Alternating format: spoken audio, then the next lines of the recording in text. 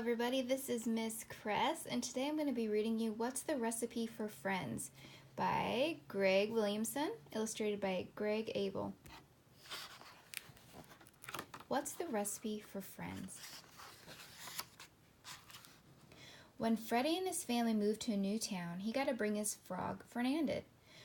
But he did have to leave his old house, his old school, and his old friends behind.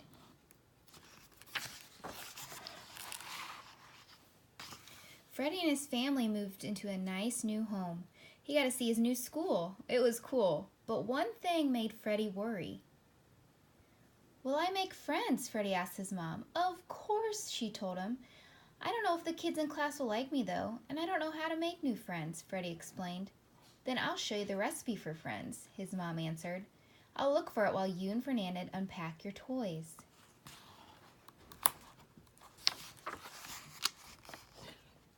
In his room, Freddie sat with Fernandez and felt confused. How will a recipe help me make friends, he thought to himself. What would the ingredients be? How would I mix them together? Do I bake it? Do I cook it? But all Fernandez said was, "Ribbit, ribbit."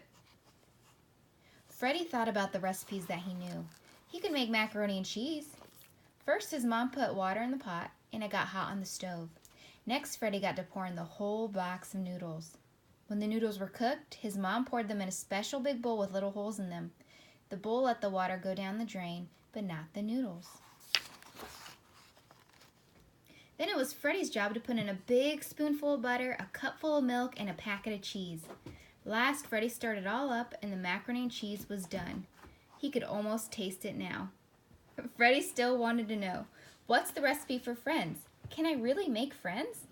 Will my mom find it? But all Fernandez said was, "Ribbit, ribbit." Freddie knew that the recipe for chocolate chip cookies, too. His mom mixed in 2 big scoops of flour with a big scoop of sugar. Next, Freddie cracked open 2 eggs and dropped them in. Then he dropped in a whole stick of butter. The last ingredient was a big bag of chocolate chips. Once these went in, Freddie stirred it all up. After that, he scooped spoonfuls of dough onto the cookie sheet one by one. When he was done, his mom put them in the oven to bake. He could almost smell them baking. Freddie still wanted to know, what's the recipe for friends? Will my mom ever find it? But all Fernandez said was, "Ribbit, ribbit." When Freddie's mom finally called him for lunch, Freddie and Fernandez hopped full speed down the stairs. A smile slowly spread across his face when he saw a big cookbook in his mom's hands. The words quickly shot from Freddie's mouth. "Do you have it? Is it really the recipe for friends?" "It is," his mom said, "and I think I have all the ingredients." Freddie couldn't wait to find out the ingredients. "Tell me, what do I use?" he asked anxiously. "Well, it looks like we'll need ingredients like politeness, kindness, and sharing." Now Freddie was really confused. He was sure that things like politeness, kindness, and sharing didn't come in a box, carton, or jar. How could they be used in a recipe? But his mom was always right, so he listened as she read. "The first ingredient is a spoonful of kindness." "But where do I find kindness?" Freddie asked. "You have it inside you, dear. I've seen you use it. Just think." Freddie thought.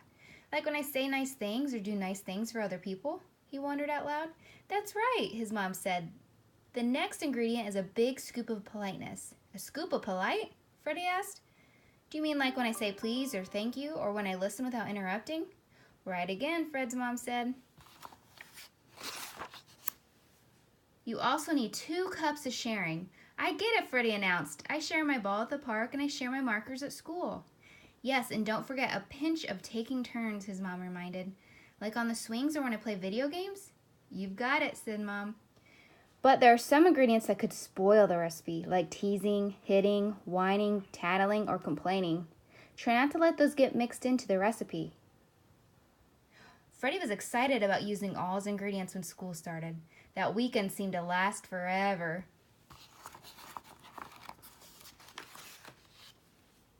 When school finally started on Monday, Freddie used all of his ingredients all day long, listening to students tell about their summers, cheering for his team at lunch, and when the day ended, he walked home alone. Tuesday came and Freddie was following the recipe's directions, waiting his turn at the fountain, sharing his cookies at lunch. But after school, Freddie sat with his only friend, Fernandez. I wonder if this recipe really makes friends. I don't have any yet. I'll mix in even more ingredients tomorrow.